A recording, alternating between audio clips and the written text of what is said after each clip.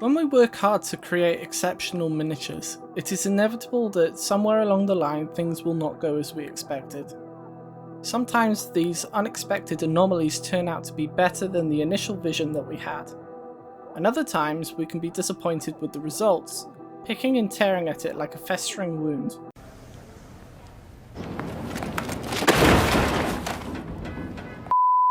It can be discouraging when we are faced with this kind of challenge, but there is a way to turn these so-called failures into a future success. To do this, we must apply a secret weapon that we can all make use of: critical thinking. Stick with me and I will show you how to use this critical thinking, and by the end of the video, you'll be able to wield this weapon to find the good and the bad in your miniatures. This is Cursed Crusader Arts.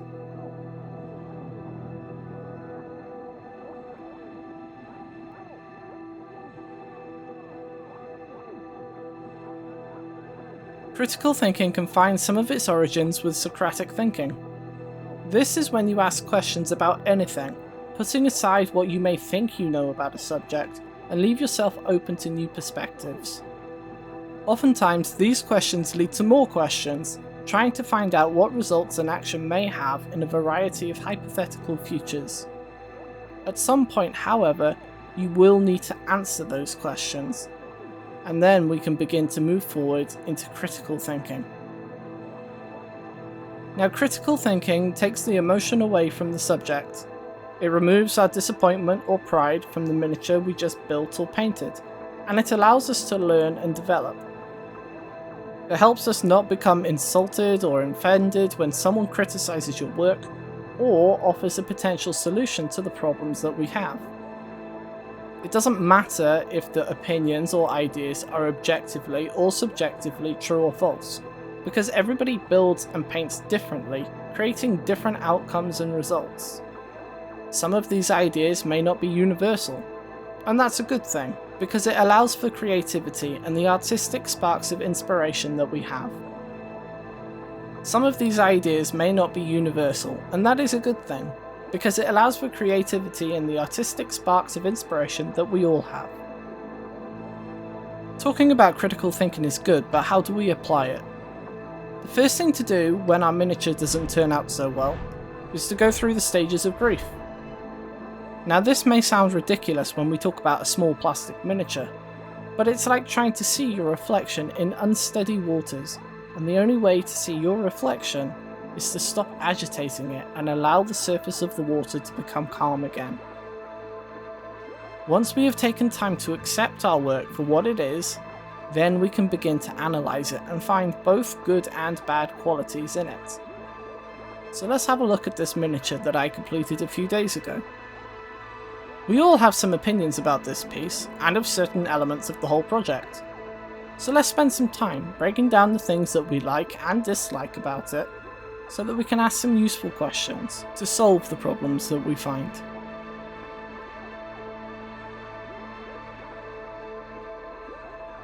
For the sake of time, I'm only going to identify 2 good and 2 disappointing elements of the miniature so that we can break them down and improve them for the future. So the first disappointing element for me is the pose, specifically the angle of which the seraphim is being supported by the flying base. The hand from the flying base fits perfectly around the ankle of the seraphim, and this is likely one of, if not the best place for the miniatures to connect to create a dynamic pose. We cannot change how the hand interacts with the seraphim, but perhaps we could alter the positioning of the wrist so that the angle will influence the overall position on the seraphim. Now, the first good element on the miniature is the gradient on the legs of the seraphim. I'm really happy with the transition of the colours on both legs. The outer leg gradually gets darker as it moves towards the base, suggesting that the light is fading. This also helps to draw the eye downwards to the rest of the base. The inner leg is darker again towards the bottom, but the yellow glow is completely gone, replaced with a purple filter. I could also apply some of the transition to the lower parts of the bodice, helping to ensure that the top and bottom of the miniature have a greater contrast on the corrupted leg.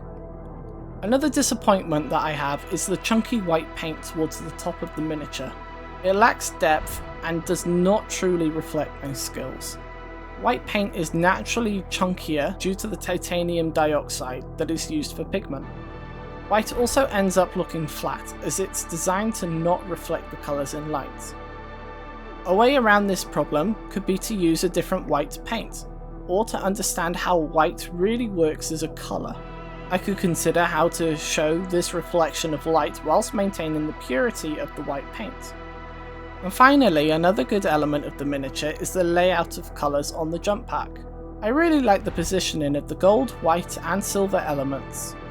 Although there is more silver, there is still a good level of balance between all of the colours so that one does not dominate the other too much. I would like to improve this by having the exhausts to reflect the heat that comes out of them. This would help to reflect how the Seraphim is trying to use the jump pack to escape the grabbing hands. To do this, I should learn about how heat affects metal. What colours does metal change to when heat is applied?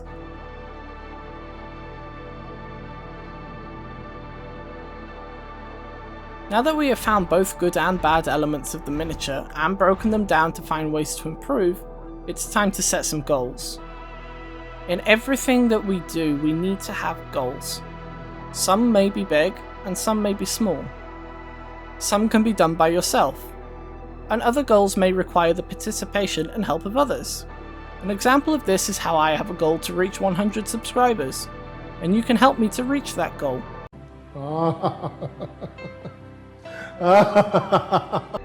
Let's take one of the problems we identified earlier. I don't like the way the white paint turned out on the upper part of the Seraphim. I wanted a pure white with a strong yellow glow coming from the edges. This is the main problem that I have with the whole project, and the problem that I don't know how to fix. I know how to do purity seals, even though I forgot to finish it, but I don't really know how to use white paint effectively. So this is what I'm going to focus on.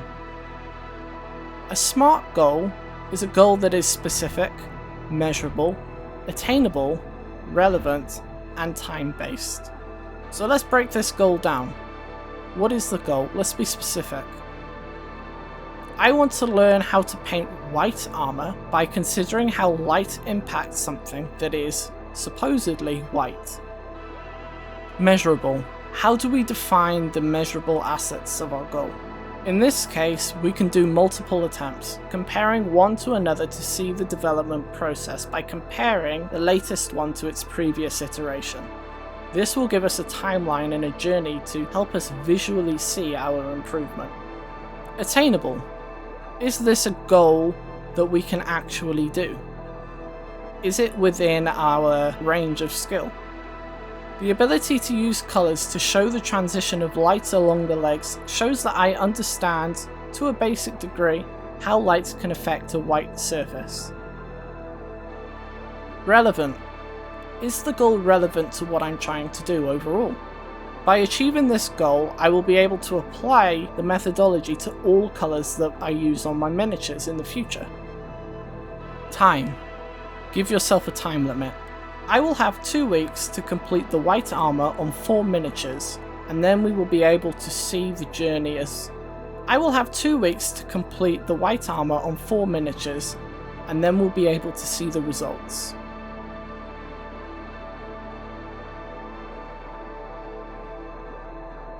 Identifying problems and seeking to improve our skills is a never-ending quest, and it is sometimes a daunting experience.